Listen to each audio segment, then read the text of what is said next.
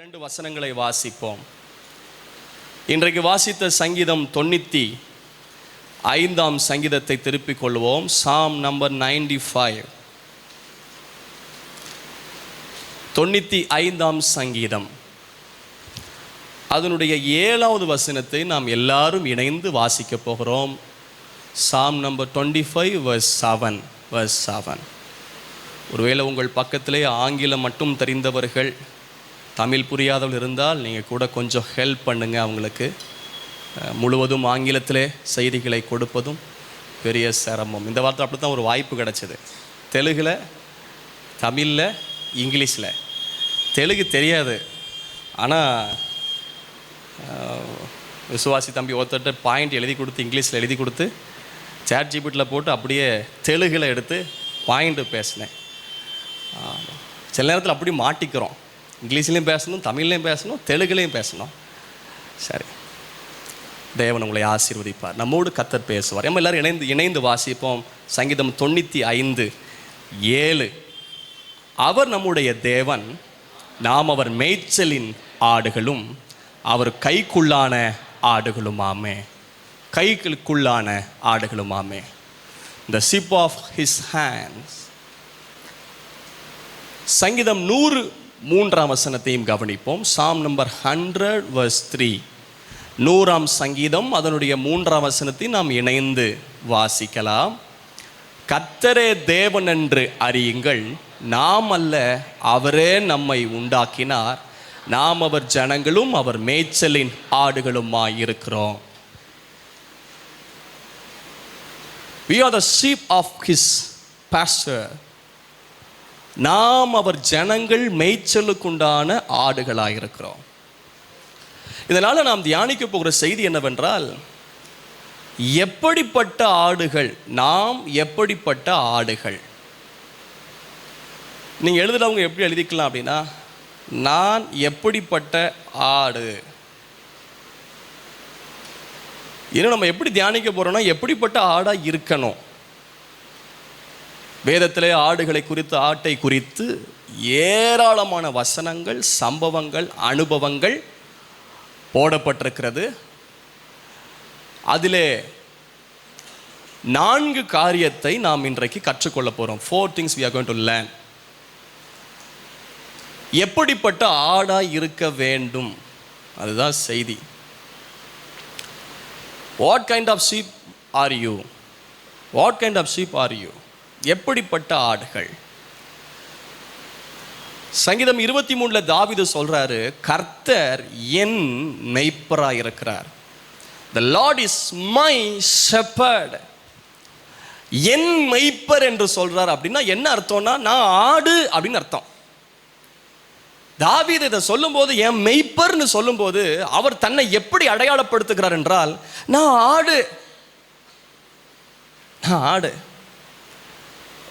நீங்கள் பரிசுத்த வேதாகமத்தில் கவனித்து பார்த்தால், தேவனுக்கும் நமக்கும் சில உறவு பாலங்கள், தன்மைகள் கொடுக்கப்பட்டிருக்கிறது. அவர் தகப்பன், நாம் பிள்ளைகள் என்கிற உறவு இருக்கிறது. நாமும் தேவனும் சிநேகிதர்கள் என்ற உறவு இருக்குது. சிநேகிதர்கள் என்ற உறவு இருக்கு.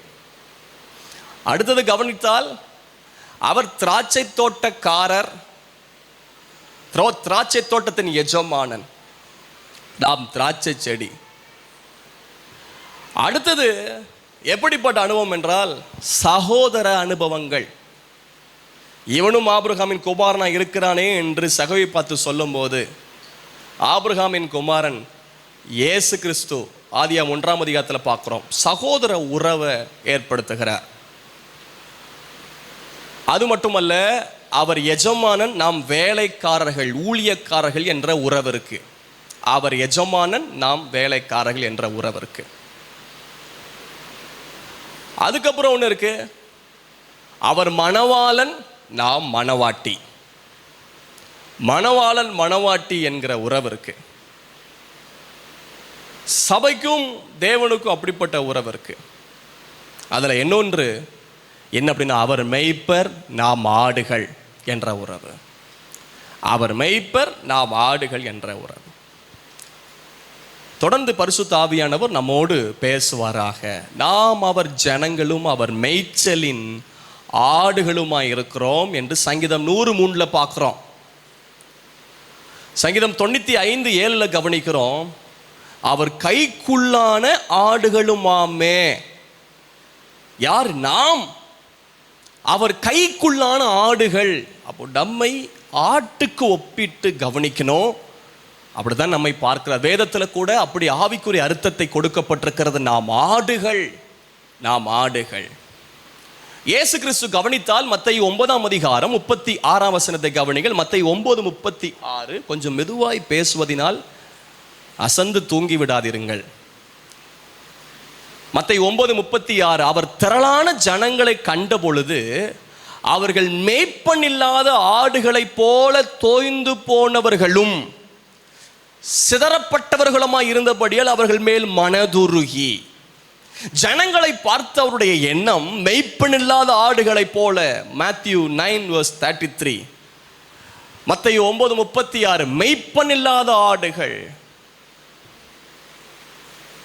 They have no shepherd.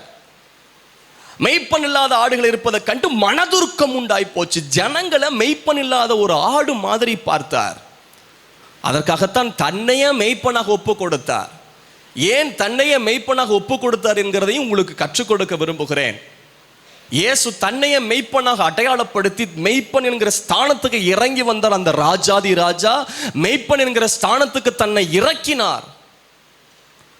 Mark 6:34 இதே வசனத்தை எங்க கவனிக்கிறோம். மார்க் 6:34. இயேசு கரையிலே வந்து அநேக ஜனங்களை கண்டு அவர்கள் மெய்ப்பன் இல்லாத ஆடுகளைப் போல் இருந்தபடியால் அவர்கள் மேல் மனதுருகி அநேக காரியங்களை அவர்களுக்கு உபதேசம் பண்ண தொடங்கினார். மெய்ப்பன் இல்லாத ஆடுகள். The sheep which has no shepherd. We are the sheep. நாம் ஆடுகள், தேவன் மெய்ப்பர். ஆனா எப்படிப்பட்ட ஆடுகளா இருக்கணும், அதுதான் செய்தி.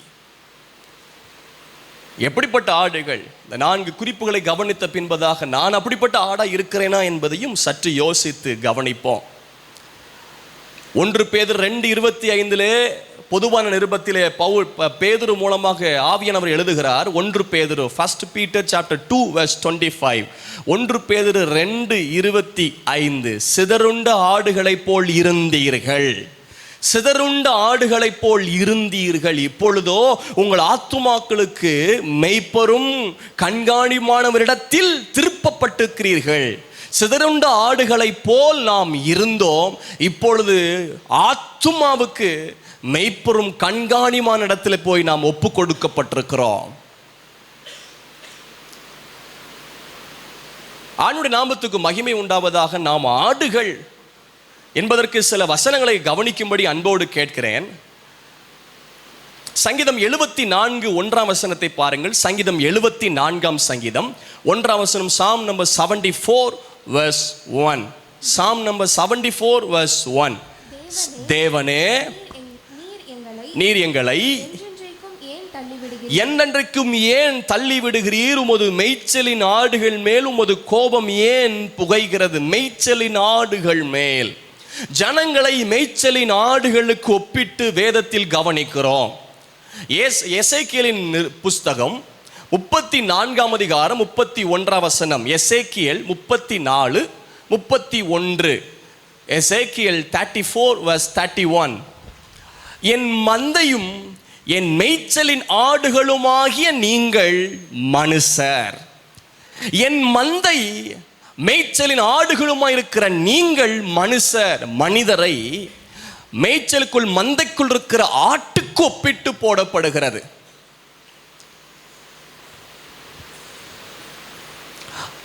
மனுஷரை ஆட்டுக்கு ஒப்பிட்டு வேதத்தில் கவனிக்கிறோம். தாவீது தவறு செய்தார். ஜனங்களை கர்த்தர் வாதையினால் அழிக்கிறார். அப்போ தாவீதுடைய ஸ்டேட்மெண்ட் என்ன? தாவீது என்ன சொல்றார் என்று 2 வசனங்களை கவனிக்கலாம். அதே பகுதியை 2 பகுதியில் போட்டிருக்கு. 2 சாமுவேல் 24:17. 24:17. 2 சாமுவேல் 24:17. இந்த ஆடுகள் என்ன செய்தது? நான் தான் பாவம் செய்தேன், நான் தான் அக்கிரமம் பண்ணினேன். இந்த ஆடுகள் என்ன செய்தது? தாவீது தம்முடைய ஜனத்தை இப்படி ஒப்பிடுகிறார். இந்த ஆடுகள் என்ன செய்தது? நான் அல்லவோ பாவம் செய்தேன். How did sin? இந்த ஆடு என்ன பண்ணுச்சு? இதே சம்பவம் 1 நாளாகமம் 21:17. 1 நாளாகமம் 21:17. First Chronicles chapter 21 verse 17. First Chronicles chapter 21 verse 17. 1 நாளாகமம் 21:17. தாவீது தேவன் நோக்கி ஜனத்தை என்ன சொன்னவன் நான் அல்லவா? சாத்தான் ஏவனான் ஜனத்தை கவுண்ட் பண்ணிருப்பா. Count the people. அவன் என்ன? நான் தான் பாவம் செஞ்சேன், பொல்லாப்பு நடப்பித்தேன். இந்த ஆடுகள் என்ன செய்தது? இந்த ஆடுகள் என்ன செய்தது? ஆண்டவரை பார்த்து முறையிடுறாரு. இந்த ஆடுகள் தவிக்குது, இந்த ஆடுகள் மேல் வாதம் வந்துச்சே, நான் அல்லவா பாவம் பண்ணினேன். சில நேரங்கள் நம்முடைய பாவங்கள் நமக்கு கீழ் இருக்கிறவர்களை தாக்குகிறது. தேவன் தண்டிக்கிறார், தேவன் வாதிக்கிறார். பல நேரங்களில் கவனிக்கிறோம், குடும்ப தலைவனுடைய தவறு சந்ததியை தாக்குது. குடும்ப தலைவியுடைய தவறு குடும்பத்திற்கு, பிள்ளைகளுக்கு அது தண்டனையாக விழுகிறது. நான் அல்லவா பாவம் பண்ணினேன். முற்பிதாக்களுடைய பாவம் சாபமாக தலைமுறைகளை தாக்குகிறது. நான் பாவம் பண்ண என் பிள்ளைகள் இப்படி கஷ்டப்படுறாங்க. பிதாக்கள் திராட்சை காய்களை தின்றார்கள், பிள்ளைகள் பற்கள் கூசி போயின என்ற நாட்கள் சொல்ல மாட்டார்கள் என்று தீர்க்க தரிசன வசனம். அப்படி என்றால் எவன் பாவம் பண்ணானோ அவனுக்கு தான் தண்டனை, அவனுடைய தலைமுறைகள் தாக்கப்படாது என்று தீர்க்கதரிசி மூலமாய் சொல்லுகிறார். யார் திராட்சை காயை தின்றாங்களோ அவங்க பற்கள் தான் கூசும், ஆனால் தலைமுறையின் சாபங்கள் தொடர்ந்து வருகிறது. நான் பாவம் செய்தேன், இந்த ஆடுகள் என்ன செய்தது? அப்போ ஜனத்தை ஆட்டுக்கு ஒப்பிட்டு பேசப்படுகிறது. நமக்குள்ள ஒரு சிந்தை எண்ணம் இருக்கட்டும், நாம் ஆடுகள், நாம் மாடுகள். யோவான் 21ஆம் அதிகாரத்திலே பேதுருவை சந்தித்து இயேசு கேட்ட காரியம், என்னில் அன்பா இருக்கிறாயா? யோவான் 21ஆம் அதிகாரம். அந்த 3 கேள்விக்கும் பதில் இயேசு சொல்லுகிறார். என்ன செய்யணும்னு சொல்றார்? யோவான் 21ஆம் அதிகாரம் 15, 16, 17 குறித்துக் கொள்ளுங்கள். no need to read, வாசிக்க வேண்டாம். யோவான் 21ஆம் அதிகாரம் 15, 16, 17. இந்த 3 வசனத்துல இந்த வார்த்தையை குறித்துக் கொள்ளுங்கள். என் ஆட்டுக்குட்டிகளை மேய்ப்பாயாக. என் ஆட்டுக்குட்டி. இயேசு பேதுருவை பார்த்து சொல்றாரு. Jesus look at Peter and says, feed my sheep, feed my lamb, feed my ram. என் ஆட்டுக்கடாவை மேய்ப்பாயாக, என் ஆட்டுக்குட்டியை மேய்ப்பாயாக, என் ஆடுகளை மேய்ப்பாயாக. இந்த இடத்துல சொல்றாரு, என் ஆட்டுக்குட்டிகளை மேய்ப்பாயாக. இயேசு இந்த உத்தரவாதத்தை பேதுருவிட்ட சொல்றாரு. என் ஆட்டுக்குட்டிகளை என் ஆட்டுக்குட்டி. இங்க இருக்கிற ஒவ்வொரு சின்ன பிள்ளைகளும் இயேசுவின் ஆட்டுக்குட்டிகள். இங்க இருக்கிற ஒவ்வொரு சின்ன பிள்ளைகள், சிறு பிள்ளைகள் கைகளை உயர்த்தி அல்லேலூயா சொல்லுங்க. ஹல்லேலூயா. நீங்க எல்லாரும் இயேசு கிறிஸ்துவின் ஆட்டுக்குட்டிகள். தொடர்ந்து அடுத்தது முறையை சொல்றேன், நேசிக்கிறாயப்பா. வசனம் 16 கவனியுங்கள். என் ஆடுகளை மேய்ப்பாயாக. என் ஆடுகளை மேய்ப்பாக. feed my sheep. என் ஆடுகளை மேய்ப்பாயாக. அதுல வார்த்தை என் ஆடுகள். இயேசு சொல்றது என் ஆடு. விசுவாச பிள்ளைகளை, ரட்சிக்கப்பட்ட பிள்ளைகளை ஆட்டுக்கொப்பிட்டு சொல்றார், என் ஆடுகள். வசனம் 17 கூட கவனிக்கிறோம். மறுபடியும் இயேசு சொல்றாங்க, இயேசு என் ஆடுகளை மேய்ப்பாயாக என்றார். வேதாமக்கள் இருக்கும்போது ஒரு ஸ்டடி பைபிள் எடுத்து கவனிக்கும் போது இந்த 3க்கும் அருமையா போட்டுருந்துச்சு. எப்படி போட்டுருந்துச்சுன்னா, முறையா feed my lamb அப்படின்னு போட்டிருக்கோம், ஆட்டுக்குட்டியை மேய்ப்பாயாக. 2வது விஷயம் சொல்லும் போது என் ஆடுகளை மேய்ப்பாயாக. 3வது feed my ram அப்படின்னு போட்டுருந்துச்சு, ஆட்டு கடாவை மேய்ப்பாயாக. அப்படியே கோர்வையா போட்டுருந்துச்சு. அப்படின்னு என்ன அர்த்தம்? நீ சர்ச்சு ஊழியம் செய்ய போறப்ப சர்ச்சுக்குள்ள குட்டி பிள்ளைங்க வரும், அது குட்டி ஆடு. கொஞ்சம் பெருசு வரும், அது ஆடு. இன்னும் பெருசு வரும், கெடா வரும். ஆட்டு கடா, கடாவையும் மேய்க்கணும். இதுதான் சபா ஊழியம்ப்பா. இது வரைக்கும் மீன் பிடிச்சிட்டு இருந்த, இனி நீ ஆட்டை மேய்க்கிறவனா மாறணும், மேய்ப்பனா மாத்தினாரு. அதுல தேவன் சொல்றது என்ன ஆடுகள். நீங்கள் கவனித்தால் பேதுருவை பார்க்க முடியும், உங்களிடத்தில் உள்ள தேவனுடைய மந்தையை. அப்ப உங்க இருக்கிற ஜனங்கள் மந்தை தேவனுடையது என்பதை வேதத்துல கவனிக்கிறோம். அவர் ஆடுகளை விசாரிக்கிறார், ஆடுகளை விசாரிக்கிறார், ஆடுகளை மடியில சுமக்கிறார், கரவல் ஆடுகளை மெதுவாக நடத்துகிறார். ஆண்டுடைய நாமத்துக்கு மகிமை உண்டாவதாக. இன்னொரு காரியத்தை பார்த்து நாம் ஜெபம் பண்ணி, பாடல் பாடி ஜெபம் பண்ணி கர்த்தருடைய வார்த்தையை தொடர்ந்து தியானிக்க போகிறோம். எப்படிப்பட்ட ஆடுகளாக இருக்க வேண்டும் என்று தியானிக்க போகிறோம். இயேசு மெய்ப்பர். அவன் நல்ல மேய்ப்பர், அவன் மேய்ப்பர். வேதத்தில் அடையாளப்படுத்தப்பட்டிருக்கிறது மேய்ப்பர். எப்படிப்பட்ட மேய்ப்பர்? யோவான் 10:11, யோவான் 10:11, John chapter 10 verse 11, யோவான் 10:11, நானே நல்ல மேய்ப்பன். நல்ல மேய்ப்பன் ஆடுகளுக்காக தன் ஜீவனை கொடுக்கிறான். I am the good shepherd. Jesus is good shepherd. இயேசு நல்ல மேய்ப்பன். யோவான் 10:14, யோவான் 10:14, John chapter 10 verse 14, நானே நல்ல மேய்ப்பன், பிதா என்னை அறிந்திருக்கிறது போலவும் நான் பிதாவை அறிந்திருக்கிறது போலவும் நானே நல்ல மேய்ப்பன். இயேசு யார் என்றால் நல்ல மேய்ப்பன், தீங்கு நினைக்காத மேய்ப்பர், தன் ஜீவனை கொடுக்கிற மேய்ப்பர். He is good shepherd. அவர் நல்ல மேய்ப்பர். அவர் உங்களுக்கு நல்ல மேய்ப்பராய் இருப்பாராக. தாவீது சொல்லுகிறார், கர்த்தர் என் மெய்ப்பராய் இருக்கிறார். எப்படிப்பட்ட மெய்ப்பராய் இருக்கிறார்? நல்ல மெய்ப்பராய் இருக்கிறார். நம்முடைய இயேசு நல்லவர். அவரை போல் நல்லவர் இல்லை. இந்த பூமியில் நல்லவர் ஒருவர் உண்டு, அவர்தான் நல்லவர். நல்லவரும் நன்மை செய்கிறவருமாய் சுற்றி திரிந்தவர். அவர் நல்லவர், அவர் கிருபை என்றும் உள்ளது. He is good God. He is good shepherd. அவர் நல்ல மெய்ப்பர். இரண்டாவது எப்படிப்பட்ட மேய்ப்பர்? எபிரேயர் 13:20, எபிரேயர் 13:20, Hebrew chapter 13 verse 20, Hebrew 13 verse 20, எபிரேயர் 13:20, எபிரேயர் 13ஆம் அதிகாரம் அதனுடைய 20ஆம் வசனம். நித்திய உடன்படிக்கையின் இரத்தத்தினாலே ஆடுகளுடைய பெரிய மேய்ப்பரான நம்முடைய கர்த்தராகிய இயேசுவை மரித்தோரிலிருந்து எழும்பி வர பண்ணின சமாதானத்தின் தேவன். இந்த வசனத்தை நீங்கள் கொஞ்சம் கவனிக்கும்படி கேட்கிறேன். நித்திய உடன்படிக்கையின் இரத்தத்தினாலே ஆடுகளுடைய பெரிய மேய்ப்பரான, ஆடுகளுடைய பெரிய மேய்ப்பரான நம்முடைய கர்த்தராகிய இயேசுவை, ஆடுகளுடைய பெரிய மேய்ப்பர். 13:20, எபிரேயர் 13:20, 13 verse 20, ஆடுகளுடைய பெரிய மேய்ப்பர். வேதம் இயேசுவை இரண்டாவது பெரிய மேய்ப்பர் என்று அடையாளப்படுத்துகிறது. நாம் ஆராதிக்கிற ஆண்டவர் பெரிய மேய்ப்பர். He is great shepherd, great shepherd. அவர் பெரிய மேய்ப்பர், மேய்ப்பனுக்கெல்லாம் மேய்ப்பர். மூன்றாவது இயேசு எப்படிப்பட்ட மேய்ப்பர்? 1 பேதுரு நிருபம் 5ஆம் அதிகாரம் 4வது வசனம். 1 பேதுரு நிருபம் 5ஆம் அதிகாரம் 4வது வசனம். 1 Peter chapter 5 verse 4. What kind of shepherd he is? He is good shepherd. Second, he is great shepherd. Third, he is, வாசிப்போம் அந்த வசனத்தை. 1 Peter chapter 5 verse 4.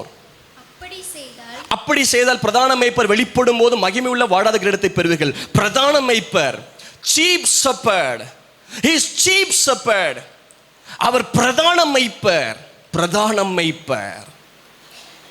ஆண்டவருடைய நாமத்துக்கு மகிமை உண்டாவதாக. இந்த 3 விதமும் 3 காலங்களையும் குறிக்கிறது. கடந்த காலம், நிகழ்காலம், வருங்காலம். நல்ல மேய்ப்பன் தன் ஆடுகளுக்காக ஜீவனை கொடுத்தார். நம்முடைய இயேசு நல்ல மேய்ப்பன் ஜீவனை நமக்காக கொடுத்தார். It's talking about his past tense. He shed his blood. He gave his life. The good shepherd, he gave his life to the sheep. அந்த நல்ல மேய்ப்பன் தனக்காக ஜீவனை கொடுத்தார். பெரிய மேய்ப்பர் நடத்தி கொண்டே இருக்கிறார். ஆடுகளுடைய பெரிய மேய்ப்பர் இப்பொழுது நடத்தி கொண்டே இருக்கிறார். இன்னும் மேய்ப்பரை குறித்து 3வது காலம், எதிர்காலம், ஃபியூச்சர் டென்ஸ். சீஃப் ஷெப்பர்ட், பிரதான மேய்ப்பர் வரப்போகிறார். வரப்போகிறவராய் அடையாளப்படுத்தப்படுது. பிரதான மேய்ப்பர் வெளிப்படும் போது மகிமை உள்ள வாடாத கிரீடத்தை பெறுவீர்கள். மேய்ப்பரைய 3 காலத்துக்கு பிரிக்கப்பட்டிருக்கிறது. கடந்த காலம், நிகழ்காலம், வருங்காலம். கடந்த காலம் நமக்காய் ஜீவனை கொடுத்த நல்ல மேய்ப்பர், நிகழ்காலம் நம்மை நடத்துகிற பெரிய மேய்ப்பர், வருங்காலம் அவர் நமக்காய் ஜீவகிரத்தை கொடுக்க வருகிற மகிமையின் பிரதான மேய்ப்பர். அந்த மேய்ப்பர் வரப்போகிறார். அந்த மேய்ப்பர் ஆடுகளை நடத்தி கொண்டிருக்கிறவர், ஆடுகளுக்காக ஜீவனை கொடுத்தவர். இந்த ஆடுகளை தம்மோடு சேர்த்துக் கொள்ளும்படிக்கு அந்த மேய்ப்பர், பிரதான மேய்ப்பர் வரப்போகிறார். அவர் பிரதான மேய்ப்பர், ஆடுகளின் நிலைமை அறிந்த மேய்ப்பர், கரவலாடுகளை மெதுவாய் நடத்துகிற மேய்ப்பர். அவர் மேய்ப்பராய் இருந்தால் குறைவில்லை. அதான் தாவீது சங்கீதம் 23 சொல்றார், கர்த்தர் என் மேய்ப்பராய் இருக்கிறார், நான் தாழ்ச்சி அடைவது இல்லை, எனக்கு குறைவில்லை. I shall not be want. I have no lackness in my life because he is my shepherd. அவர் எனக்கு மேய்ப்பராய் இருக்கிறபடி எனக்கு குறைவில்லை. அவர் என்னை நடத்துகிறவர். அவர் பார்த்துக் கொள்ளுகிறவர், பாதுகாக்கிறவர். கோலும் தடியும் என்னை தேற்றும். விரோதமாய் சத்துரு வரும்போது, பிசாசு வரும்போது, காட்டு மிருகங்கள் வரும்போது இந்த ஆடுகள் காக்கப்படுகிறது. எப்படி ஒரு மனிதனாகிய மெய்ப்பனாகிய தாவீது ஒரு விசை சிங்கமும் ஒரு விசை கரடி வரும்போது ஆடுகள் அதன் வாய் நின்று தப்புவித்தாரோ, அதை போல் நம்முடைய பிரதான மெய்ப்பர், நம்முடைய பெரிய மெய்ப்பர், நமக்கு ஜீவனை கொடுத்த நல்ல மெய்ப்பர், சத்ருவிடத்திலிருந்து, பிசாசிடத்திலிருந்து, அந்நிய இடத்திலிருந்து கர்த்தர் நம்மை விலக்கி காக்கிறார். சத்ருவின் வாயில் நின்று கெட்சிக்கிற சிங்கம் போல எவனை விழுங்கலாமோ என்று வகை தேடி சுற்றித் திரிகிறார். சிங்கத்தின் வாயின்று நாம் தப்புவிக்கப்பட்டோம். காரணம், நம்முடைய பெரிய மெய்ப்பர் சிங்கத்தின் வாயின்று நம்மை தப்புவிக்கிறார். சாத்தான் பிடியிலிருந்து நம்மை தப்புவிக்கிறார். பாதுகாக்கிற மெய்ப்பர். இயேசுவை மெய்ப்பராய் கொண்டால் நமக்கு குறைவில்லாத வாழ்க்கை. இயேசுவை மெய்ப்பராய் கொண்டால் நமக்கு பாதுகாப்பான வாழ்க்கை. இயேசுவை மெய்ப்பராய் கொண்டால் நமக்கு உயர்வின் வாழ்க்கை.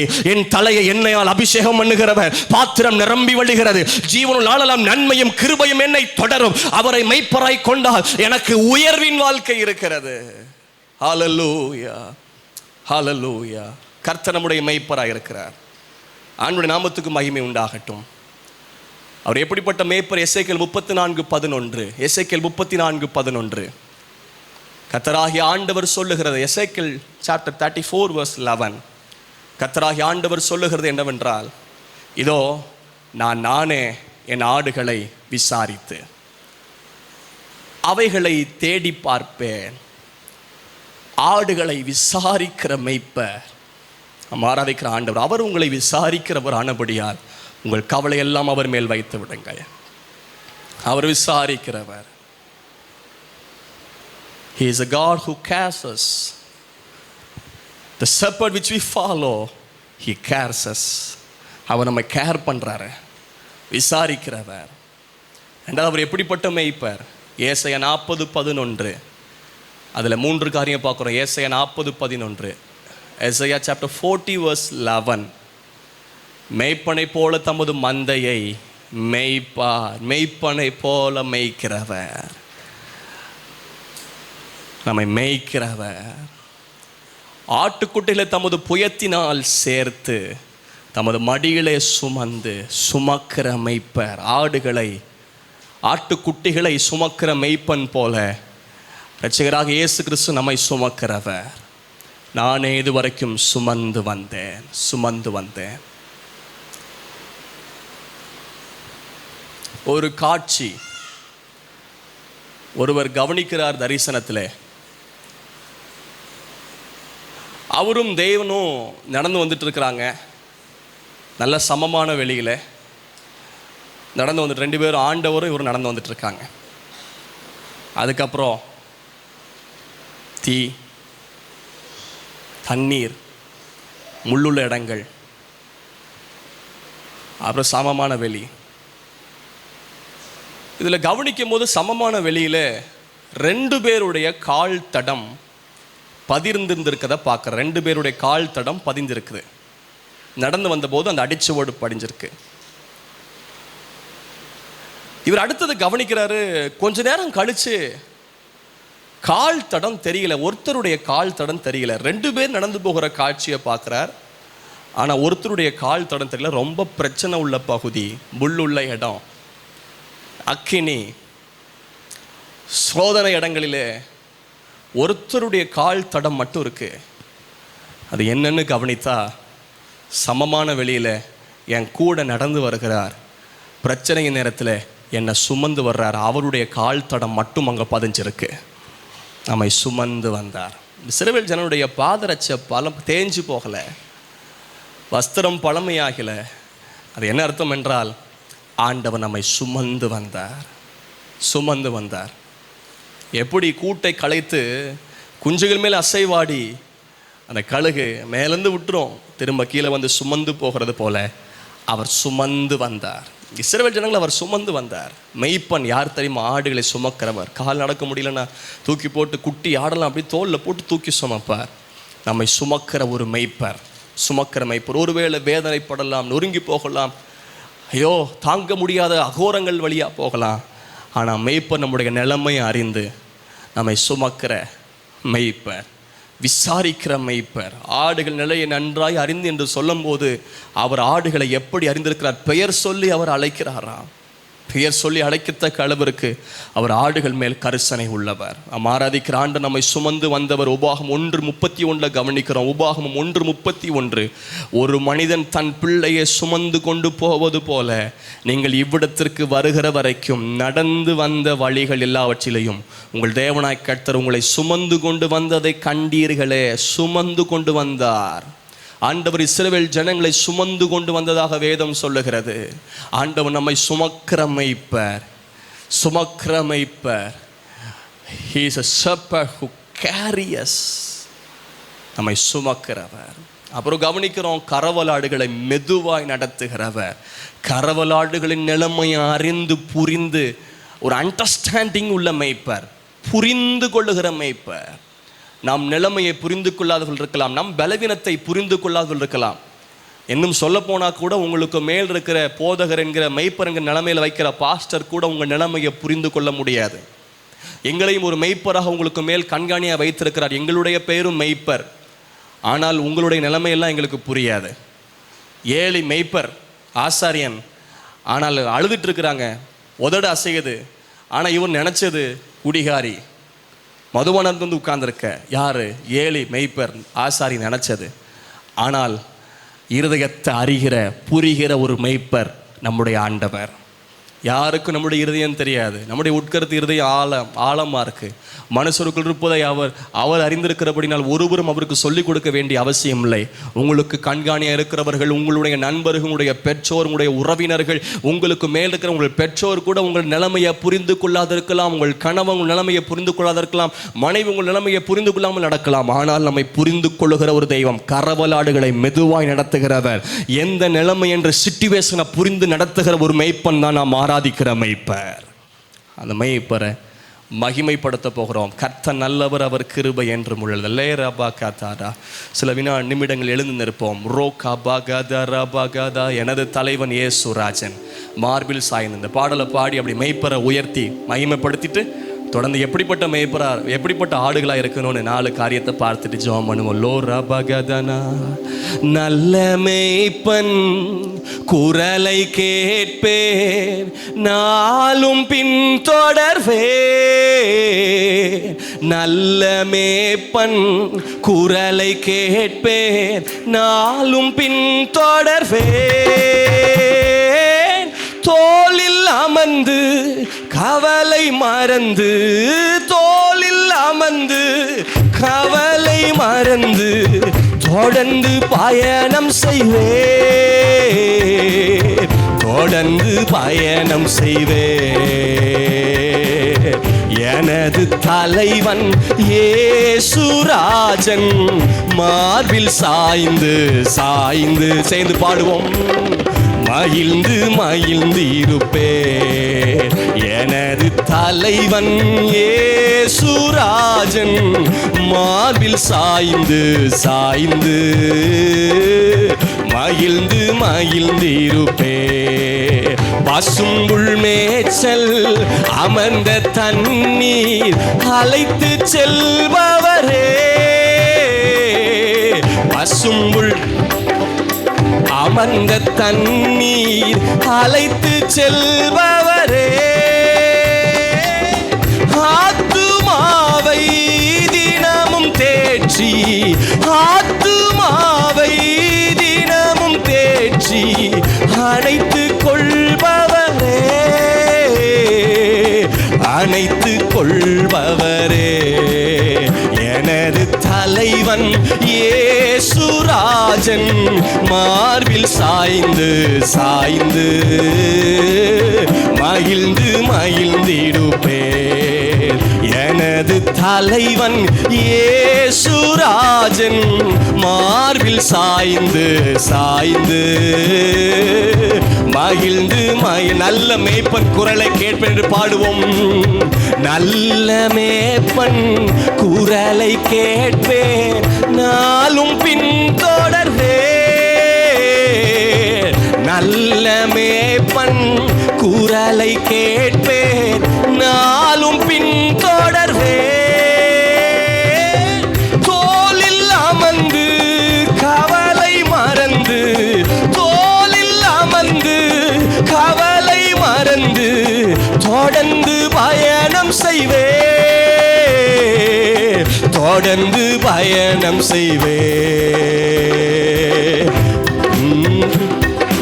இயேசுராஜன் மார்பில் சாய்ந்து சாய்ந்து மகிழ்ந்து மகிழ்ந்திருப்பேன்.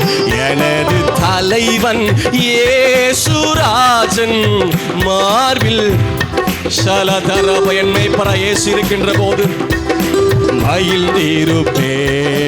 என்னே பராய் இயேசு இருக்கின்ற போது என் வாழ்விலே குறைகள் என்பது ஏது?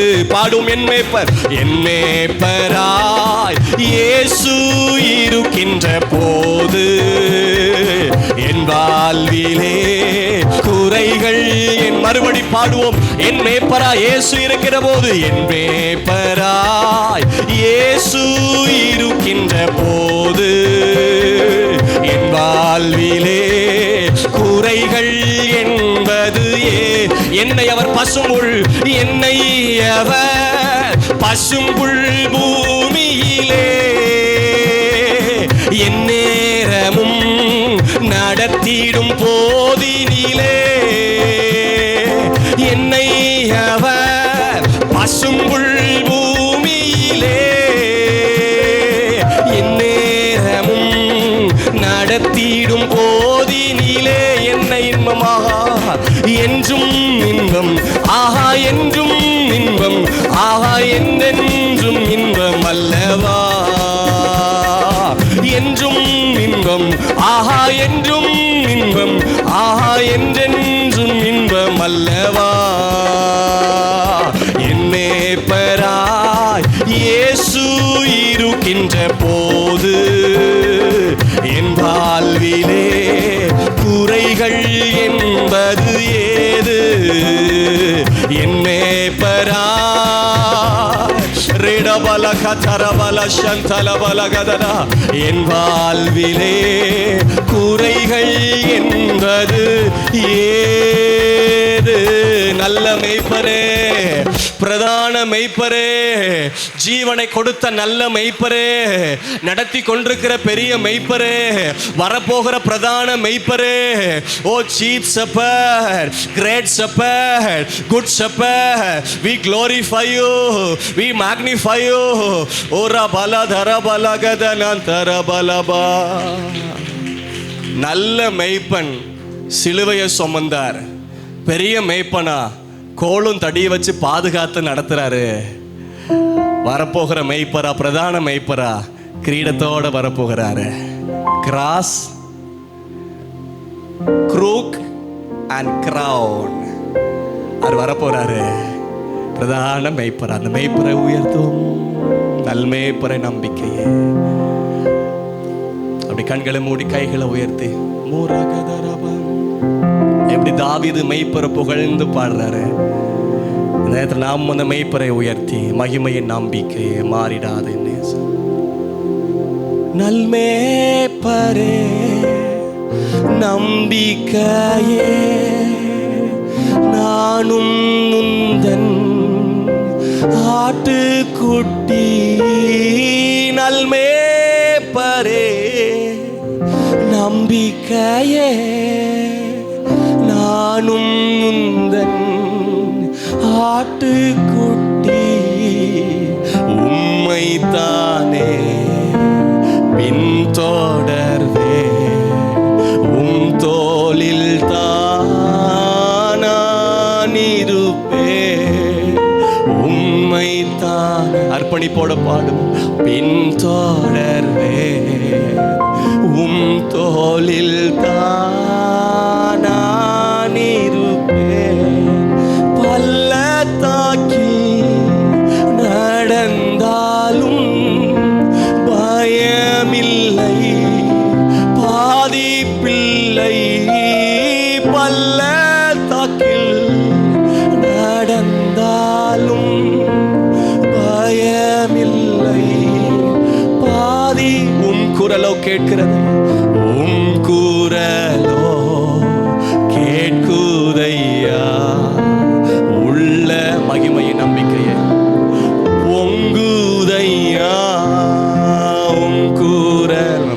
ஆவியின் சத்தம் கேட்கிறது. உள்ளமெல்லாம் அன்பால் பொங்குயா. நல்ல மேய்ப்பரே, பெரிய மேய்ப்பரே, பிரதான மேய்ப்பரே, எங்களை உம்முடைய ஆட்டுக்குட்டியா வச்சிருக்கீங்க. ஆட்டை போல ரூபம் எடுத்தவர், அனுபவத்தின் வழியா சென்றவர், அடிக்கப்பட்ட ஆட்டுக்குட்டியா, அடிக்க கொண்டு போகிற ஆடை போல இந்த அனுபவத்தின் வழியா நீங்க போனதுனால எங்க நிலைமை தெரியும்ப்பா. மேய்ப்பராகிய இயேசுவே, ஆடுகளின் வேதனையும் ஆடுகளின் பாதையும் ஆடுகளின் பாடுகளும் தெரிந்த மேய்ப்பரே, நாங்கள் என்ன செய்யணும்னு எங்களுக்கு போதிங்க மேய்ப்பரே. இயேசுவின் நாமத்தில் பிதாவே, ஆமென். உட்காருவோம். தொடர்ந்து சில நிமிடங்கள் எப்படிப்பட்ட மேய்ப்பரா இருக்கணும் அப்படிங்கிறத கவனிக்க போகிறோம். முதலாவது, எப்படிப்பட்ட மேய்ப்பரா இருக்கணும்?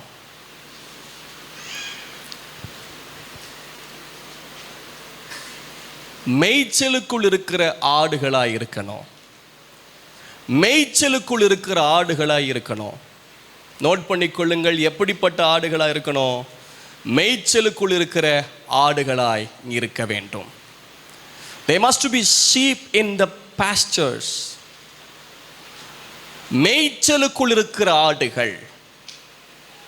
மேய்ப்பன் ஆடுகளை மேய்க்கிறவர். அப்போ ஆடுகளாகிய நாம் மேய்ச்சலுக்குள் அடங்கி இருக்கணும். முதலாவது எப்படிப்பட்ட ஆடா இருக்கணும்னா, நம்ம ஆடா அவர் வர்ணித்து வைத்திருக்கும் போது அந்த மேய்ப்பன் நம்மை மேய்ச்சலுக்குள் நடத்துகிறார். நம்ம எல்லாரும் மேய்ச்சலுக்குள் இருக்கிற ஆடா இருக்கணும்.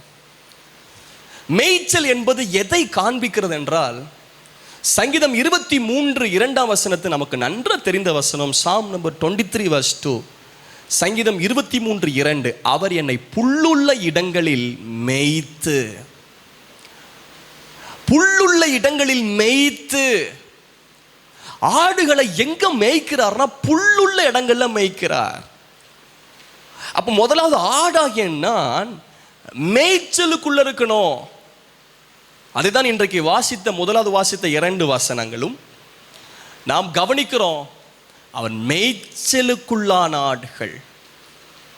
அந்த வசனத்தை மறுபடியும் கவனித்து பாருங்கள். சங்கீதம் 95 அதனுடைய 7ஆம் வசனத்தை வாசிங்க. சங்கீதம் 95:7. அவருடைய தேவன் அவர் மேய்ச்சலின் ஜனங்களும். அவர் கைக்குள்ளான ஆடுகள், மேய்ச்சலின் ஜனங்கள். அப்போ ஆடு மேய்ச்சலுக்குள் இருக்கணும். சங்கீதம் 103, Psalm number 100:3, 100ஆம் சங்கீதம் 3ஆம் வசனம். அறியுங்க, நாம் அல்ல, அவரே நம்மை உண்டாக்கினார், நாம் அவர் ஜனங்களும் அவர் மேய்ச்சலின் ஆடுகள். மேய்ச்சலின் ஆடுகள். எப்படிப்பட்ட ஆடா இருக்கணும்னா மேய்ச்சலின் ஆடுகளா இருக்கணும். We must be a sheep like in the pasture. மேய்ச்சலுக்குள் இருக்கிற ஆடா இருக்கணும். அதுக்கு சில வசனங்களை கவனித்து புல்னா என்ன, மேய்ச்சல்னா என்னங்கிறத பார்ப்போம். 74ஆம் சங்கீதம் 1ஆம் வசனம். உமது மேய்ச்சலின் ஆடுகள் மேல். உமது மேய்ச்சலின் ஆடுகள். அப்போ மேயப்படுகிறது.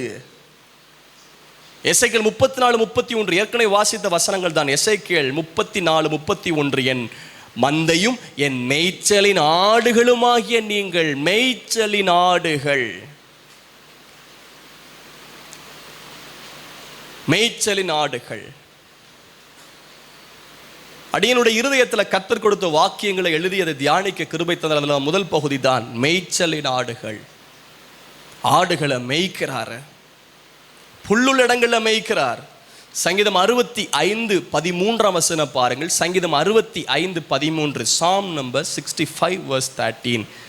பிள்ளைகள் நீங்கள் நோட் பண்ணணும். அதே சமயத்தில் கொஞ்சம் பைபிளையும் திறந்து நீங்கள் கவனிச்சிங்கனாலும் அந்த வசனங்கள் அந்த சமயத்தில் உங்களுக்குள்ள நினைவூட்டுதலாக இருக்கலாம். வாசிக்க வேண்டாம், அடியேன் வாசிக்கிறேன். மேய்ச்சல் உள்ள வெளியில் ஆடுகள் நிறைந்திருக்கிறது. மேய்ச்சல் உள்ள இடங்களில் ஆடுகள் நிறைந்திருக்கிறது. அப்போ முதலாவது ஆடுகள் மேய்ச்சல் உள்ள இடத்துல இருக்கணும். அது நல்ல புல்லு சாப்பிடணும், நல்ல ஆகாரம் சாப்பிடணும். தேவன் தம்முடைய ஜனத்தை சந்தித்து ஆகாரம் கொடுக்கிறார் என்று நகோமி கேள்விப்படுறாங்க. தம்முடைய ஜனத்தை சந்திக்கிறார், ஆகாரம் கொடுக்கிறார். நம்முடைய தேவன் ஆகாரம் கொடுக்கிறவர். இவருடைய பிள்ளை செத்து போச்சு, திரும்ப எழுப்பிட்டு சொல்றாரு, ஆகாரம் கொடுக்கும்படி சொன்னார். ஆகாரம், நீங்கள் பலமான ஆகாரத்தை எல்லாம் பாலை உண்ணத்தக்க ஆனீர்கள், அதனால உங்களுக்கு பலன் இல்லை என்று சொல்லுகிறார். பலமான ஆகாரம், ஆகாரம் மேயனோ. சங்கீதம் 79:13 கவனிங்கள். சங்கீதம் 79:13, Psalm number 79 verse 13. 79 verse 13, 79:13. அப்பொழுது உம்முடைய ஜனங்களும் உம்முடைய மேய்ச்சலின் ஆடுகளுமாகிய நாங்கள் உம்மை என்றென்றைக்கு புகழுவோம். மேய்ச்சலின் ஆடுகளுமாகிய நீங்கள். எப்படிப்பட்ட ஆடு? மேய்ச்சலின் ஆடு. நம்ம எல்லாரும் மேய்ச்சலின் ஆடுகளாக இருக்க கர்த்தர் கிருபை தருவார். அப்படிதானே? மேய்ச்சல் இல்லாமையினால தான் கோசை நாட்டில் இருக்க வைக்கிறாங்க. நல்ல செழிப்பான இடம் கோசை நாடு. அங்கே ஆடுகளை மேய்க்கல, அங்கே தங்குறதுக்கு இடம் கொடுத்தாங்க யோசேப்புடைய குடும்பத்திற்கு. ஏன்னா அங்கே மேய்ச்சல் இல்லாமையினால் ஆதியாகமம் 47:4 பார்க்குறோம். ஆதியாகமம் 47:4, கானான் தேசத்தில் பஞ்சம் கொடிதா இருக்கிறது, உமது அடியாரின் மந்தைக்கு மேய்ச்சல் இல்லாமையால். மந்தைக்கு மேய்ச்சல் இல்லை. அதனால என்ன பண்றாங்க? தேசத்துக்கு நாங்க தங்க வந்தோம், மடியாராகிய நாங்கள் கோசை நாட்டிலே குடியிருக்கும்படிக்கு யோசேப்புக்கு தெரியும். கோசை நாட்டை கேளுங்கன்னு சொல்றாரு. கோசை நாட்டில் அங்கே மேய்ப்பர் ஆடுகளுக்கு மேய்ச்சல் இருக்கிறது. தேவ சமூகம் என்கிற இடத்தில் மேய்ச்சல் இருக்கிறது. தேவ பிரசனம் என்கிற இடத்தில் மேய்ச்சல் இருக்கிறது. தேவன் சமூகத்தில் கூடி வருகிற இடத்தில் மேய்ச்சல் இருக்கிறது. ஆண்டவர் நம்முடைய நிலைமை அறிந்து நம்மை போஷிக்கிறவர். சகல மேடுகளிலும் அவர்களுக்கு மேய்ச்சல் உண்டாயிருக்கும் என்று வசனம் சொல்லுகிறது. நல்ல மேய்ச்சலிலே மெய்ப்பேன் என்று ஆண்டவர் வசனத்தை சொல்லுகிறார். மேய்ச்சல் உண்டாயிருக்கிறது. உள்ளும் புறமும் சென்று மேய்ச்சலை கண்டடைவான். யோவான் 10:9, John chapter 10 verse 9. யோவான் 10:9 வசனத்தை கவனிங்கள். யோவான் 10:9, நானே வாசல், என் வழியாய் ஒருவன் உட்பிரவேசித்தால் அவன் ரட்சிக்கப்படுவான், அவன் உள்ளும் புறமும் சென்று மேய்ச்சலை கண்டடைவான். மேய்ச்சலை கண்டடைவான். முதலாவது மேய்ச்சல் உள்ள ஆடா இருக்கணும். தெரிந்த வாக்கியமாக இருந்தாலும் மறுபடியும் நம்முடைய ஆவிக்குரிய பலனுக்காக நோட் பண்ணி கொள்ளுவோம், அறிந்து கொள்ளுவோம். மேய்ச்சல் எதை காண்பிக்கிறது என்றால் ஆவிக்குரிய போஜனத்தை காண்பிக்குது. ஆவிக்குரிய போஜனத்தை காண்பிக்குது. ஒவ்வொரு நாளும் நாம் பிழைப்பதற்கு ஆவிக்குரிய போஜனம் இந்த வசனம், வேதம் தான் நாம் ஆவிக்குரிய போஜனம். வசனத்தை உட்கொள்ளுகிற ஆடுகளா இருக்கணும். மேய்ச்சலுக்குள் நடத்துறாரு. இந்த பரிசுத்த வேதாகம் ஒரு பெரிய மேய்ச்சல் உள்ள இடம். மேய்ச்சல் உள்ள இடம். ஒவ்வொரு நாளும் தியானிங்கள், ஒவ்வொரு நாளும் வாசியுங்கள். பரிசுத்த ஆவியானவர் உங்களை நடத்துவார். நல்ல மேய்ப்பர் இந்த மேய்ச்சலுக்குள்ள உங்களை மேய வைப்பாரு.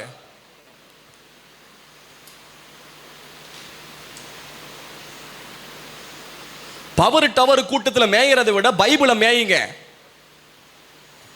புரிந்தால் புரிந்து கொள்ளுங்கள். பைபிளை முக்கியத்துவப்படுத்தாம இந்த அங்கங்க ஓடுற கூட்டம் ஜோம் பண்ணாது, ரெண்டாவது பைபிள் வாசிக்காது. இந்த ரெண்டு செய்யாத கூட்டம் தான் அங்கங்க தலையை கொடுத்து தலையும். நமக்கு தேவ மனிதர்கள் ஜெபிக்கணும், ஆனால் நாட்டம் ஃபுல்லா அங்க போதுன்னா ஏன் தெரியுமா? ஒண்ணு பைபிள் வாசிக்காது, பைபிள் என்னன்னு தெரியாது, யோவானுக்கு தெரியாது, ஜோம் பண்ணாது. நீங்க ஜோம் பண்ணுங்க, நீங்க ஜோம் பண்ணுங்க, அவங்க ஜோம் பண்ணுங்க, இவங்க ஜோம் போயிட்டே இருக்கும். அப்படி சபையில் யாரும் இருக்கக்கூடாது. அங்கேயும் நமக்கும் வித்தியாசம் இல்லை பாருங்க. எங்களுக்காக வேண்டிக் கொள்ளும் புனிதர் எங்களுக்காக வேண்டிக் கொள்ளும்ங்கிறதுக்கும் ஐயா எங்களுக்காக வேண்டிக் கொள்ளும், அம்மா எங்களுக்காக வேண்டிக் கொள்ளும், ரெண்டும் ஒன்று தான். நம்ம ஜெபம் பண்றது கிடையாது, நம்ம மேயறது கிடையாது. என்ன சொன்னார் கர்த்தர்? டெய்லி பேசுறதுக்கு தான் இங்க மேயறதுக்கு பைபிளை வச்சிருக்காரு. இதில் தவிர வேற என்னத்தை பேச போறார் ஆண்டவர்? ஒவ்வொரு நாளும் தேவையான வாழ்க்கைக்குரிய பாடம், குடும்பத்துக்குரிய பாடம், வேலைக்குரிய பாடம், பிள்ளைகளுக்குரிய பாடம், ஒவ்வொன்றையும் கர்த்தர் தெளிவா இந்த மேய்ச்சலுக்குள் அடக்கி வைத்திருக்கும் போது கர்த்தர் இதன் வழியா நம்மகிட்ட பேசுறதுக்கு வச்சிருக்கார் தெரியுமா? ஆனா இதையே நம்ம கனம் பண்ண மாட்டேங்கிறோம். இந்த மேய்ச்சலுக்குள்ள ஏன் நம்ம செல்ல மாட்டேங்கிறோம்?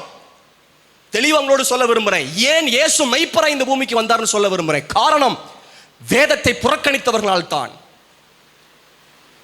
வேதம் இல்லாமல் மனிதர்களை அடையாளப்படுத்தினால் தான் இயேசுவை மெய்ப்பராய் இந்த பூமிக்கு வந்தார். ஆகவே மேய்ச்சல் என்பது, புல் என்பது வசனத்தை காண்பிக்குது.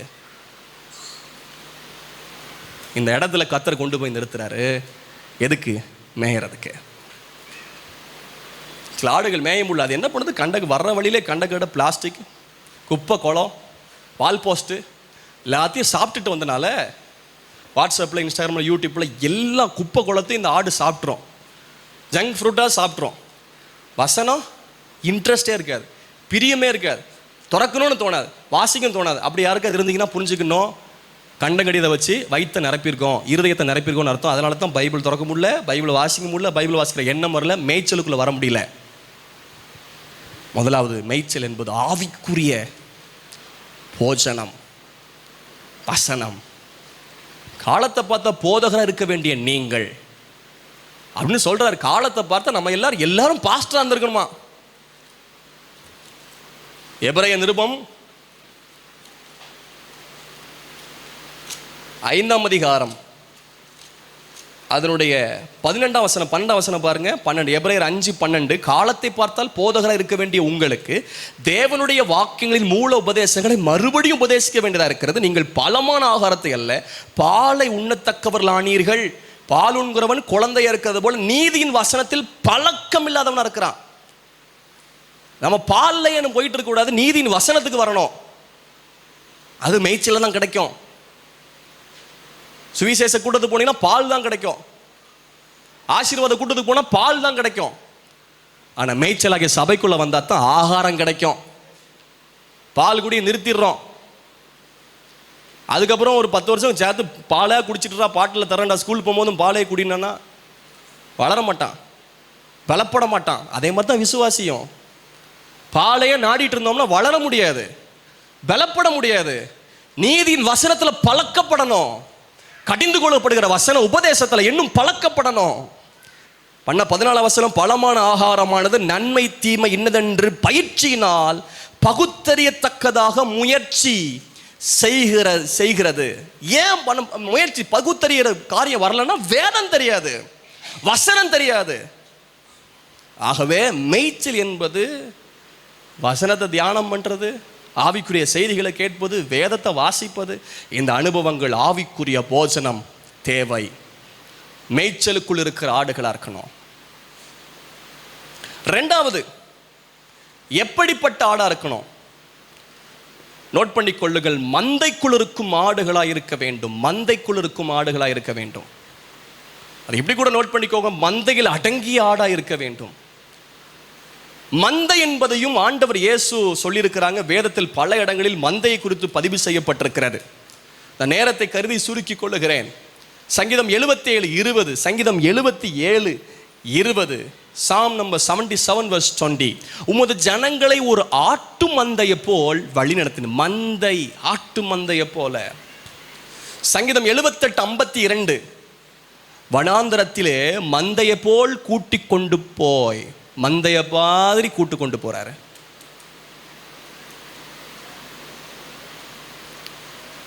ஆட்டு மந்தையை போல் நடத்துகிறவரே. 107ஆம் சங்கீதம் 41, 107ஆம் சங்கீதம். இது வாக்கு தத்தமா எடுத்துக்கொள்ளுங்கள். சங்கீதம் 107:41.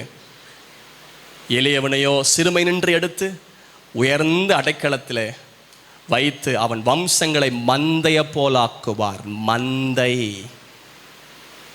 வம்சத்தை மந்தைய போலாக்குவார். தனி ஆடு மந்தையா ஒப்பிட முடியாது. தனி ஆடு மந்தை அல்ல. மந்தை என்றால் ஜன கூட்டம் என்ற அர்த்தம், விசுவாசிகளால் நிறைந்தது என்ற அர்த்தம். ரெண்டாவது, மந்தைக்குள் இருக்கணும், ஒரு ஐக்கியத்துக்குள் அடங்கி இருக்கணும். அதனுடைய ஆவிக்குரிய அர்த்தம் ஐக்கியத்துக்குள் அடங்கி இருக்கணும். மந்தை தேவ ஜனங்களை குறிக்கிறது. மந்தைக்குள் இருக்கிற ஆடா இருக்கணும். தனித்து தெரியப்பட்டவர்களாய் அல்ல. 100ல் ஒரு ஆடு தொலைஞ்சு போச்சு, காணாம போச்சு. அந்த 100 கூடயே, அந்த 99 கூடயே சேர்ந்தே போயிருக்கலாமே. ஒன்று மட்டும் சதறி போகுது, விலகி போகுது, மந்தை விட்டு வெளியே போகுது. ஆண்டவர் வேதத்தில் சொல்லியிருக்கிறாங்க. சகரியா 9:16, அந்நாளில் அவருடைய தேவனாய் கர்த்தர் தம்முடைய ஜனமாகிய மந்தையாகி அவர்களை ரட்சிப்பார். ஜனமாகிய மந்தை, மந்தை திரள் ஜனங்களை காண்பிக்கிறது. மந்தை திரள் ஜனங்களை காண்பிக்கிறது, ஜனக்கூட்டத்தை காண்பிக்கிறது. வேதத்தில் பார்க்கிறோம், மந்தை பெருகிறது போல மனிதனை பெருக பண்ணுவார். தேவன் உங்கள் குடும்பத்தில் மந்தை பெருகிறது போல பெருக பண்ணுவாராக. ஆமேன். வரமாட்டேக்க. சந்ததிகள் பெருகட்டும், பிள்ளைகள் இஸ்ரவேலுக்கு உண்டாகும் சமாதானத்தை காண்பா. சிங்கிள் ஆடா இருக்கக்கூடாது. கர்த்தர் மந்தைய மாதிரி கர்த்தர் பெருக செய்யணும். வம்சங்களை மந்தைய போல் ஆக்குவார். எண்ணி முடியாத அளவிற்கு. ஏன் சந்ததியை மாற்ற முடியாதா? கடற்கரை மணலை போல, வானத்தின் நட்சத்திரத்தை போல ஏன் நம்முடைய குடும்பத்தை கர்த்தர் வம்சமா மாற்ற முடியாதா? ஏன் எண்ணி முடியாத அளவிற்கு கர்த்தர் பெருக செய்ய முடியாதா? சபையை கர்த்தர் மந்தைய போல பெருக செய்ய முடியாதோ? மந்தை திரள் கூட்டங்களை காண்பிக்கிறது, ஜனக்கூட்டத்தை, ஜனத்தொகை அதிகரிப்பை காண்பிக்கிறது. கர்த்தர் மந்தையை பெருகிறது போல பெருக பண்ணுவாராக. ஆண்டவருடைய நாமத்துக்கு மகிமை உண்டாகட்டும். என் மந்தையின் ஆடுகளாய் இருக்கிறபடியினால், முதலாவது மேய்ச்சலுக்குள் அடங்கி இருக்கணும், மேய்ச்சலுக்குள் இருக்கணும். அது ஆவிக்குரிய போஜனம், வசனம், தண்ணீர், பரிசுத்த ஆவி நமக்கு கிடைக்குது. ரெண்டாவது மந்தைக்குள் இருக்கணும். மந்தைக்குள் அப்படின்னா விசுவாசிகளின் கூட்டம், தேவ ஜனங்களின் ஐக்கியத்தை காண்பிக்குது. we must have fellowship. சபை எதற்கு கூடி வருக வேண்டும் என்று போட்டிருக்குது? ஐக்கியத்திற்காக, நற்கிரியைகள் நிமித்தம். அப்போ ஒருத்தருக்கு ஒருத்தர் ஜபிப்பதற்கு, ஒருத்தருக்கு ஒருத்தர் உதவி செய்வதற்கு, பரிந்து பேசுவதற்கு, ஒருத்தருக்காக ஒருத்தர் போய் நிற்பதற்கு சபை பெரிய உறுதுணையா இருக்கு. கர்த்தர் மந்தையை போல பெருக செய்வார். அவங்க குடும்பத்தை மந்தையை போல பெருக செய்வாராக. சபையை கர்த்தர் மந்தையை போல பெருக செய்வாராக. ஆமென். மூன்றாவது தொழுவத்தில் இருக்கும் ஆடுகளாய் இருக்க வேண்டும். தொழுவத்தில் இருக்கும் ஆடுகளாய் இருக்க வேண்டும். முதலாவது மேய்ச்சலுக்குள் இருக்கிற ஆடா இருக்கணும். ரெண்டாவது மந்தைக்குள் இருக்கிற ஆடா இருக்கணும். மூணாவது தொழுவத்தில் இருக்கிற ஆடா இருக்கணும். they must be in the sheepfold. sheepfold நமக்குள்ள நம்ம இருக்கணும், தொழுவத்துக்குள்ள இருக்கணும். இந்த தொழுவத்தில் இல்லாமல் வேறு ஆடுகள் எனக்கு உண்டு அப்படிங்கிறாரு. தொழுவம் எதை காண்பிக்கிறது? பாதுகாப்பான இடம், செக்யூர் பிளேஸ், பாதுகாப்பான இடம் தொழுவம். நல்லா மேய்ஞ்சி கொண்டு வருவார், மேய வைப்பார், மந்தையாக போய் மேயும், தண்ணி குடிக்கும். அதுக்கப்புறம் ஒரு பாதுகாப்பான இடத்துல தொழுவத்தில் கொண்டு வந்து வைப்பார். தொழுவம் ப்ரொடெக்ஷனை காமிக்குது, பாதுகாப்பான இடம். அது என்னவென்றால் தேவ சபை, சர்ச். எசேக்கியேல் 34:14, எசேக்கியேல் 34:14, உயர்ந்த மலைகளில் அவைகளுடைய தொழுவம் இருக்கும், அங்கே அவைகள் நல்ல தொழுவத்தில் படுத்துக்கொள்ளும். நல்ல தொழுவம், பாதுகாப்பு, உத்தரவாதம் கிடைக்கக்கூடிய ஒரு இடமா சபையை வச்சிருக்காரு. சபை என்கிற தொழுவத்துக்குள் இருக்கணும். வசனம் என்கிற மேய்ச்சலுக்குள் இருக்கணும். ரெண்டாவது தேவ ஜனங்களின் ஐக்கியம் என்கிற மந்தைக்குள் இருக்கணும். மூணாவது சபை என்கிற தொழுவத்துக்குள்ள இருக்கணும்.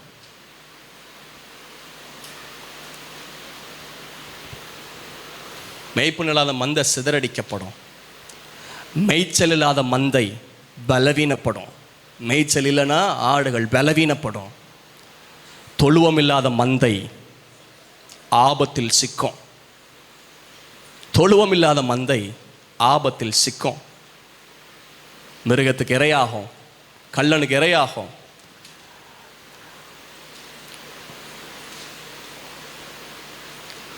மூணு காரியம் சொல்லியிருக்கிறேன். ஒன்று, எப்படிப்பட்ட ஆடா இருக்கணும்? மேய்ச்சலில் உள்ள ஆடா இருக்கணும். மேய்ச்சல், கர்த்தருடைய வசனத்தை மேயணும். ரெண்டாவது மந்தைக்குள் இருக்கிற ஆடு, விசுவாசிகளின் கூட்டம், அந்த ஐக்கியம், ஃபெல்லோஷிப் நமக்கு முக்கியம். மூன்றாவது தொழுவம், சபையை காண்பிக்குது. மிக மிக முக்கியமாக ஒரு காரியத்தை சொல்லி விவேகத்தில் முடிக்க விரும்புகிறேன். இதுவரைக்கும் நீங்கள் கவனிக்காவிட்டாலும் நீங்கள் கவனிக்கும்படி நான் அன்போடு கேட்குற ஒரு காரியம், முக்கியமாக எப்படிப்பட்ட ஆடாக இருக்கணும்? ஆடுட்டு அவர் விரும்புகிறது என்ன தெரியுமா? யோவான் 10ஆம் அதிகாரம், நம்ம எல்லாருமே அதை கவனிப்போம். யோவான் 10ஆம் அதிகாரம் 4ஆம் வசனம். அப்படி யோவான் 10ஆம் அதிகாரத்தை நீங்கள் கொஞ்சம் வீட்டில் போய் கூட வாசிங்க, நிறைய காரியங்கள் அங்கே போடப்பட்டிருக்கும். யோவான் 10ஆம் அதிகாரம் 4ஆம் வசனத்தை இணைந்து வாசிப்போம். John chapter 10 verse 4. அவன் தன்னுடைய ஆடுகளை வெளியே விட்ட பின்பு அவைகளுக்கு முன்பாக நடந்து போகிறான். ஆடுகள் அவன் சத்தத்தை அறிந்திருக்கிறபடியினால் அவனுக்கு பின் செல்லுகிறது. மெய்ப்பன் ஆடுகட்ட விரும்புகிற முக்கியமான ஒன்று, மெய்ப்பனின் சத்தம் கேட்கணும். மெய்ப்பனின் சத்தம் கேட்கணும். ஒரு சின்னதா சாமுவேல மாதிரி சொல்லும் அடியேன் கேட்கிறேன். அப்படியே யோவான் 10ஆம் அதிகாரத்தை திருப்பி கவனிங்கள். 3ஆம் வசனம் பாருங்க. ஆடுகளும் அவன் சத்தத்துக்கு செவி கொடுக்குது. ஆடுகள் தேவ சத்தத்துக்கு, மெய்ப்பன் சத்தத்துக்கு செவி கொடுக்குதுடா, கீழ்ப்படியுது, கவனிக்குது.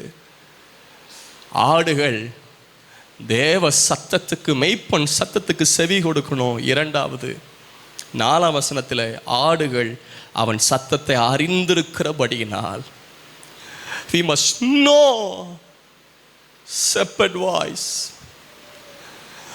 எது அந்நிய சத்தம், எது தேவ சத்தம்னு நமக்கு தெளிவா தெரிஞ்சிருக்கணும்.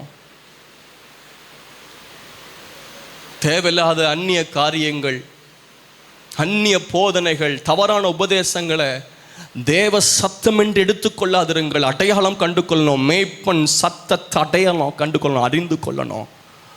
5ஆம் வசனத்தில் அந்நியருடைய சத்தத்தை அறியாதபடியினால் அவைகள் அந்நியனுக்கு பின் செல்லாமல் அவனை விட்டோடி போகும். ஆடு அந்நியனுடைய சத்தம் தெரியாத ஆடு, உலகத்தின் சத்தம் தெரியாத ஆடு, மேய்ப்பனின் சத்தம் நன்றாய் தெரிந்த ஆடு, மேய்ப்பனின் சத்தத்துக்கு செவி கொடுக்கிற ஆடு. இந்த அதிகாரத்தில் தான் நீங்கள் வீட்டில் போய் ஹோம்ஒர்க்கை வாசிக்கும்படி அன்பா கேட்குறேன், பொறுமையா. இயேசு தன்னை மெய்ப்பனாய் அடையாளப்படுத்துகிற அதிகாரமாக முக்கியமாக இந்த அதிகாரம் இருக்குது.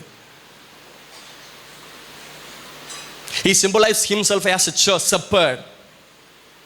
இந்த அதிகாரத்தில் ஏன் இந்த அதிகாரத்தில் ஜீவனை கொடுக்கும்படிக்கு நான் மேய்ப்பராக வந்தேன்னு சொல்றார் தெரியுமா? ஆடுகள் சிதறடிக்கப்பட்டதுன்னு சொல்றார். ஆடுகள் சிதறடிக்கப்பட்டது. ஆடுகளை திருடிட்டு போகிறான், திருடன் வர்றான், தொழுவத்தில் இல்லாத வேறொரு ஆடுகள் இருக்குதுன்னு சொல்றாரு. ஆடுகள் எல்லாம் சிதறடிக்கப்பட்டிருக்கிறது. காரணம் 2 அதிகாரம். இந்த அதிகாரத்தை புரிந்து கொள்வதற்காக 2 அதிகாரங்கள் நமக்கு வாசித்தாக வேண்டும். இதுவும் நீங்கள் ஸ்டடியாக எடுத்துக்கொள்ளுங்கள், படிக்கிற பாடமாக எடுத்துக்கொண்டு 3 அதிகாரத்தை வாசிங்க. எரேமியா 23ஆம் அதிகாரம், எசேக்கியேல் 34ஆம் அதிகாரம், எரேமியா 23ஆம் அதிகாரம், எசேக்கியேல் 34ஆம் அதிகாரம். தேவனுடைய வேதனை. மேய்ப்பர்கள் மேய்க்காமல் போய்விட்டார்கள், தங்களையே மேய்க்கிறார்கள். மேய்ப்பர்கள் மந்தையின் கடாக்களை தின்னுகிறார்கள். மேய்ப்பர்கள் ஆடுகள் மேல் கரிசனை இல்லாமல் போய்விட்டார்கள். நொறுங்குண்டு போச்சு, நசல் கொண்டு போச்சு, சிதறடிக்கப்பட்டுச்சு. இப்படி பல ஆடுகளின் நிலைமையை குறித்து இங்கே கவனிக்கிறோம். அதில் ஒரு அதிகாரத்தை மட்டும் நோட் பண்ண விரும்புகிறேன். ஏன் இயேசு தன்னையே மெய்ப்பனாக இந்த பூமிக்கு வந்தார்? காரணம், எரேமியா 23ஆம் அதிகாரத்தை உங்கள் வேதத்தை திருப்பிக் கொள்ளுங்கள், சொல்லுகிற வசனத்தை கவனியுங்கள். எரேமியா 23க்கு turn your Bible to book of Jeremiah chapter 23. எல்லாரும் திறந்து பாருங்க, சொல்ற வார்த்தையை நோட் பண்ணணும், சொல்ற வசனத்தின் வார்த்தையை. 23ஆம் அதிகாரம் எரேமியா 23:1, பக்கம் 903. என் மேய்ச்சலின் ஆடுகளை கெடுத்து சிதறடிக்கிற மெய்ப்பர்களுக்கு ஐயோ. தேவன் தம்முடைய ஜனத்தை ஆடுகளாக ஒப்பிட்டு பார்க்கிறார். ஆனால் இந்த ஆடுகள் சிதறடிக்கப்படுகிறது. காரணம் மெய்ப்பன். இந்த பூமியில இந்த ஆடுகளை மேய்ப்பதற்காக கொடுக்கப்பட்ட இந்த பொறுப்பில் இருந்த மெய்ப்பர்கள் ஆடுகளை சிதறடிக்க பண்ணினார்கள். 2ஆம் வசனத்தில், நீங்கள் என் ஆடுகளை பராமரியாமல், ஆடுகளுக்கு பராமரிப்பு இல்லாமல் போனது. ஏன் இயேசு தன்னையே மெய்ப்பனாய் அடையாளப்படுத்துகிறார் என்றால், மெய்ப்பன் ஆடுகள் சிதறடிக்கப்பட்டது, ஆடுகளுக்கு பராமரிப்பு இல்லை. அவர்கள் சிதறடித்து அவைகள் துரத்தினீர்கள். துரத்தப்பட்டது இந்த ஆடுகள். மந்தைக்குள் இல்லாமல், தொழுவத்துக்குள் இல்லாமல், மேய்ச்சலுக்குள் இல்லாமல் துரத்தப்பட்ட ஆடுகள், காணாமல் போன இஸ்ரவேலை தேடும்படிக்குத்தான் இயேசு கிறிஸ்து இந்த பூமிக்கு வந்தார். மெய்ப்பனாய் தன்னை அடையாளப்படுத்தி இறங்கி வந்தார். யூதர்களுக்கு மெய்ப்பர்னா பிடிக்காது, மெய்ப்பன் தொழில் யூதர்களுக்கு பிடிக்காது, அவர்களை இலக்காரமாய் பார்ப்பார்கள், அந்த எபிரேயர்களுக்கு பிடிக்காதது. ஆனால் இயேசு தன்னை மெய்ப்பனாய் அடையாளப்படுத்தி இந்த ஜனங்களை மெய்க்கும்படிக்கு தன்னையே ஒப்பு கொடுத்தார். அவர்கள் ஆசாரியரை, தீர்க்கதரிசியில் ராஜாவை ஏற்றுக்கொள்வார்கள். இயேசு தன்னை மெய்ப்பனாய் அடையாளப்படுத்தி அவர் ராஜாவாக, அவர் ஆசாரியனாக, அவர் தீர்க்கதரிசியாக வந்து ஜனத்திற்கு மெய்க்கும்படிக்கு தன்னை மெய்ப்பராக வெளிப்படுத்தினார். இந்த அதிகாரத்தில் ஆடுகளை கெடுத்த சிதறடித்த மெய்ப்பர் யாரு? 23ஆம் அதிகாரத்தில் சொல்ற வார்த்தையை நோட் பண்ணிக்கொள்ளுங்கள் வசனங்களை. 9ஆம் வசனம், தீர்க்கதரிசிகளின் நிமித்தம். 11ஆம் வசனம், தீர்க்கதரிசியும். 14ஆம் வசனம், எருசலேமின் தீர்க்கதரிசிகளும். 16ஆம் வசனம், உங்களுக்கு தீர்க்க தரிசனம் சொல்லுகிற தீர்க்கதரிசிகளின் வார்த்தைகளை. 21ஆம் வசனம், அந்த தீர்க்கதரிசிகளை. 25ஆம் வசனம், பொய் தீர்க்க தரிசனம் உரைக்கிற தீர்க்கதரிசிகள். 26ஆம் வசனம், தீர்க்க தரிசனமாக சொல்லுகிறவர்கள். 30ஆம் வசனம், திருட்டுத்தனமாக எடுக்கிற தீர்க்கதரிசிகளுக்கு. 31ஆம் வசனம், தீர்க்கதரிசிகளுக்கு நான் விரோதி என்று கர்த்தர் சொல்லுகிறார். 32ஆம் வசனம், தீர்க்க தரிசனமாக சொல்லி, பொய் சொப்பனங்களை தீர்க்க தரிசனமாய் சொல்லி. இந்த 23ஆம் அதிகாரத்தில் பதிவு செய்யப்பட்டிருக்கிற சிதறடிக்கிற மெய்ப்பர் யார் தெரியுமா? தீர்க்கதரிசி, பொய் தீர்க்கதரிசி. தேசமும் சபையும் கலங்கடிக்கப்படுகிற ஒரு தவறான ஒரு அடையாளமாய் பொய் தீர்க்க தரிசனங்கள் தேசம் முழுவதும் நிறைந்திருக்கிறது. சபையே சிதறடிக்கப்படக்கூடாது. சபையை, மந்தையை, மேய்ச்சலை சிதறடிக்கக்கூடியது கள்ள தீர்க்க தரிசனம். தாங்கள் கண்டதை பொய்யாய் சொல்லுகிறார்கள். பொய் தீர்க்க தரிசனங்கள். கண்டதை தேவன் சொன்னார் என்று சொல்லுகிறார்கள். சொப்பனங்களை தேவன் சொன்னார் என்று சொல்லுகிறார்கள். அடையாளம் கண்டு கொள்ளுங்கள். யார் ரொம்ப தீர்க்க தரிசனம் ஓடுவாங்கன்னா, வசனம் தெரியாதவர்கள், வசனத்துக்கு முக்கியத்துவம் கொடுக்காதவர்கள், வேதத்தின் வெளிச்சம் இல்லாதவர்கள் தான் ஓடுவார்கள். நான் தீர்க்கதரிசிக்கு விரோதி கிடையாது. புதிய ஏற்பாட்டு காலத்திலும் தீர்க்க தரிசன ஊழியம் இருக்கிறது, தீர்க்க தரிசன வரம் உண்டு. ஆனால் கவனித்துக் கொள்ளுங்கள், வேதத்தை முழுமையா வாசிக்காதவர்கள், வேதத்துக்கு முக்கியத்துவம் கொடுக்காதவர்கள் தீர்க்கதரிசியின் ஓடாதிருங்கள். அந்த காலத்தில் ஜனங்களை நடத்தும்படிக்கு தீர்க்கதரிசி வைத்திருந்தார், ஆசாரியனை வைத்திருந்தார். ஆனால் கர்த்தர் கிருபையை நமக்கு முழு வேதத்தை பரிசுத்தாவினால் ஏவப்பட்டு கொடுத்திருக்கிறார். நம்மை நடத்தும்படிக்கு, தேவன் நம்மோடு பேசும்படிக்கு, நாம் தேவனோடு பேசும்படிக்கு நேரடியாய் தீர்க்க தரிசனங்கள் அடங்கியிருக்கிற புத்தகத்தை மேய்ச்சல் நம்ம கையில கொடுத்திருக்கும் போது, இதையும் விட ஏன் தீர்க்க தரிசன எண்ணங்கள் நமக்கு அதிகமாய் வேண்டும்? தீர்க்க தரிசனம் நிச்சயமாய் இருக்கிறது. புதிய ஏற்பாட்டு காலத்தில் பிலிப்புடைய பிள்ளைகள் தீர்க்கதரிசிகள் செயல்பட்டார்கள். தீர்க்கதரிசிகள் சபையில் எழும்ப வேண்டும் என்பது என்னுடைய விருப்பமும் ஜெபமும். ஆனால் ஒருவர் கூட கள்ள தீர்க்கதரிசியினால் ஒரு மந்தையில் ஆடு கூட கெட்டு போக கூடாது. அவர்கள் சிதறடிக்கிறவர்கள், பணத்திற்காக, பொருளுக்காக, ஆசைக்காக, பேருக்காக, பிரஸ்தாபத்துக்காக சிதறடிக்கிறவர்கள்.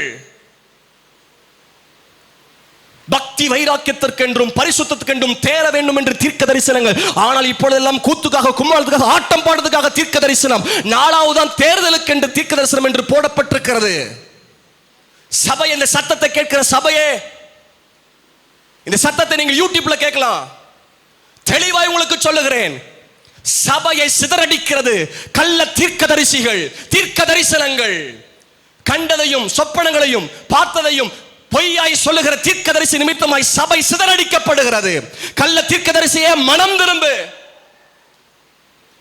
கள்ள தீர்க்கதரிசிக்கு அடையாளம் கண்டு கொள்ளாமல் சிக்கியிருக்கிற ஆடுகளே, மனம் திரும்புங்கள். உங்களுக்கு ஒரு மெய்ப்பனை சபையில் கொடுத்திருக்கிறார். உங்களுக்கு மேய்ச்சல் வருவதற்கு தேவன் பரிசுத்த வேதாகமத்தை ஆவியானவரால் ஏவப்பட்டு எழுதப்பட்ட தீர்க்கதரிசனம் அடங்கிய புத்தகம் கொடுக்கப்பட்டிருக்கிறது. இதற்கு முக்கியத்துவம் கொடுக்காமல் மனுஷன் என்று ஓடாதிருங்கள். சிதறடிக்கப்பட்டு விடுவோம், கரிசனை இல்லாமல் போய்விடுவோம், பராமரிப்பு இல்லாமல் போய்விடுவோம். நம்மை பராமரிப்பதற்கு, நம்மை கரிசனை காட்டுவதற்கு, நமக்கு போஜனம் கொடுப்பதற்கு அந்த இயேசுவே, அவர் மெய்ப்பனாய் இந்த பூமிக்கு இறங்கி வந்து ஜீவனை இந்த ஜனங்களுக்காக கொடுத்தார். அதைத்தான் யோவான் 10ஆம் அதிகாரத்தில் பார்க்கிறோம். அந்த நல்ல மெய்ப்பன் இயேசு கிறிஸ்து. அந்த நல்ல மெய்ப்பனுக்கு முக்கியத்துவம் கொடுப்போம். அந்த நல்ல மேய்ப்பன் முக்கியத்துவம் கொடுப்போம். நான் தீர்க்கதரிசிக்கு விரோதி கிடையாது. எனக்கு தீர்க்கதரிசன ஊழியம் பிடிக்கும். சிலருக்கு ஜெபம் பண்ணும்போது தீர்க்கதரிசிகளை எழும்ப வேண்டும் என்று ஜெபம் பண்ணுவேன். சபையில பிள்ளைகள் தீர்க்கதரிசிகளை எழுமணும். குமார் மேல் ஆவியை ஊற்றுவேன். அவர்கள் தீர்க்கதரிசனம் உரைப்பார்கள். எல்லாம் என்னுடைய விருப்பம். ஆனால் சபை அடையாளம் கண்டு கொள்ளாமல் கெட்டு போகிறது. சிதறடிக்கிற மெய்ப்பன் தீர்க்கதரிசிகள். மந்தைக்குள் அடங்கி இருப்போம், மேய்ச்சலுக்குள் இருப்போம். வசனத்தை தெளிவா மேய்ங்க, வேதத்தை தெளிவா மேய்ங்க. மந்தைக்குள் அடங்கி இருப்போம். பிரதான மேய்ப்பர் சீக்கிரம் வரப்போகிறாரு. இந்த பிரதான மேய்ப்பர் வரும்போது வாடாத ஜீவக்கு இடத்தை நமக்காக தரப்போறாரு. வாடாத ஜீவக்கு இடத்தை அந்த மேய்ப்பன் வரும்போது பெற்றுக்கொள்வோம். இயேசு தன்னை சொல்லுகிறார், என் சத்தத்தை கேட்டு. ஆடுகள் இன்னைக்கு ஏதோ சத்தம், தேவ சத்தம் என்று தேவையில்லாத சத்தத்தெல்லாம் கேட்குது, என்னை பின்பற்றாம போகுது. ஆனால் நல்ல மேய்ப்பனுடைய சத்தத்தை கேட்கிற ஆடுகளா, அந்த நல்ல மேய்ப்பனுடைய சத்தத்தை கேட்டு அவரை பின்பற்றுகிற ஆடுகளா ஏன் நம்ம இருக்கக்கூடாது? ஒருவேளை மந்தைக்குள் இருக்கலாம், மேய்ச்சலுக்குள் இருக்கலாம், தொழுவத்தில் கூட இருக்கலாம். ஆனா மெய்ப்பனுடைய சத்தம் தெரியாம இருக்கீங்களா? மெய்ப்பனுடைய சத்தம் தெரியாம பெயர் சொல்லி அழைக்கிறாராம். மெய்ப்பனுடைய சத்தம் தெரியாத ஆடுகளா இருக்கக்கூடாது. ஒவ்வொரு நாளும் மெய்ப்பன் நம்மோடு பேசுகிற, மேய்ச்சலுக்குள் நடத்துகிற மெய்ப்பன் நமக்கு இருக்கும்போது ஏன் அவர் சத்தத்தை கேட்கறதுக்கு இவ்வளோ தாமதம்? ஒவ்வொரு நாளும் தெளிவாக நம்மோடு பேசுவார். இது தேவனோடு நம்மை இணைக்கிற பாலம். ஜெபத்தோடு வாசிக்கும் போது ஒவ்வொரு முறையும் தேவன் நம்மோடு பேசுகிறது. Mouth of God. கிருபையா பரிசுத்த வேதாகம். அந்த காலத்தில் அவர்களுக்கு பரிசுத்த வேதாகம் கிடையாது. They have no Bible. God spoke through prophets. God used priest. தேவன் ஜனத்தோடு பேசுறதுக்கு தீர்க்கதரிசி, ஜனத்திற்காக தேவனத்தில் பரிந்து பேச ஆசாரி. அப்படியே ஒரு சைக்கிள் மாதிரி தான் வரும். ஆனால் அந்த வட்டத்துக்கு இடையில நடுவில் ஒரு பரிசுத்த வேதாகமத்தை வச்சு மனிதனையும் தேவனையும் இணைக்கிறதா பரிசுத்த வேதாகம் வந்துச்சு. இந்த பைபிள் மிடில் வந்துச்சு. ஆனால் ஆசாரியின் வழியாக தீர்க்கதரிசி வழியாக தான் அப்படி சுற்றில சைக்கிள் வந்துச்சு பழைய ஏற்பாட்டு காலம். ஆனால் ஆவியானவன் நேரடியாக நம்மகிட்ட பேசுறதுக்கு வேதத்தை புறம்பாக்கிறாதீங்க. நான் எழுதி கொடுத்த அந்நிய காரியமாக எண்ணினாங்க. தேவ சத்தத்தை அந்நிய சத்தமாக எண்ணிடாதீங்க. எப்படிப்பட்ட ஆடுகளாக இருக்கணும்? அவன் நமக்காக ஜீவனை கொடுத்த மெய்ப்பன். எந்த மெய்ப்பனுங்க ஜீவனை கொடுப்பான்? ஆனால் அந்த மெய்ப்பன் தனக்காக ஜீவனை கொடுத்தவன் நமக்காக. மெய்ப்பனின் சத்தம் கேட்கிற ஆடுகளா, மெய்ப்பனை பின்பற்றுகிற ஆடுகளா, மெய்ப்பனின் சத்தம் அறிந்திருக்கிற ஆடுகளா மாற்றுங்க ஆண்டவரே. இதெல்லாம் பார்த்துட்டு தான் மந்த சிதறடிக்கப்படுதேன்னு இவ்வளோ வேதனையில் இயேசு தன்னையே மெய்ப்பனை அடையாளப்படுத்தி இந்த பூமிக்கு வந்தார். உங்களை பராமரிக்கிற மெய்ப்பர், உங்களை போஷிக்கிற மெய்ப்பர், உங்களை நடத்துகிற மெய்ப்பர், உங்களை விசாரிக்கிற மெய்ப்பர், சுமக்கிற மெய்ப்பர் இயேசு இருக்கிறார். ஏன் நமக்கு கவலை? அப்படி தேவ சமூகத்தில் முழங்கால் பண்ணிடுவோம்.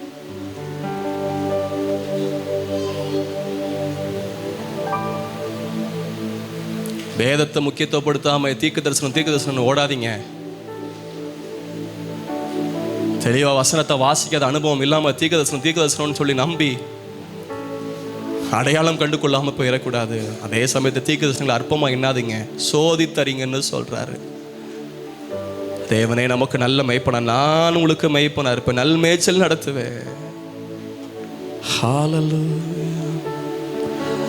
நல்மேய்ப்பரே நம்பிக்கையே, நானும் உந்தன் ஆட்டுக்குட்டி. நல்மேய்ப்பரே நம்பிக்கையே, நானும் உந்தன் ஆட்டுக்குட்டி. உம் குரலோ கேட்குதையா, உள்ளமெல்லாம் அன்பால் பொங்குதையா. உம் குரலோ கேட்குதையா, உள்ளமெல்லாம்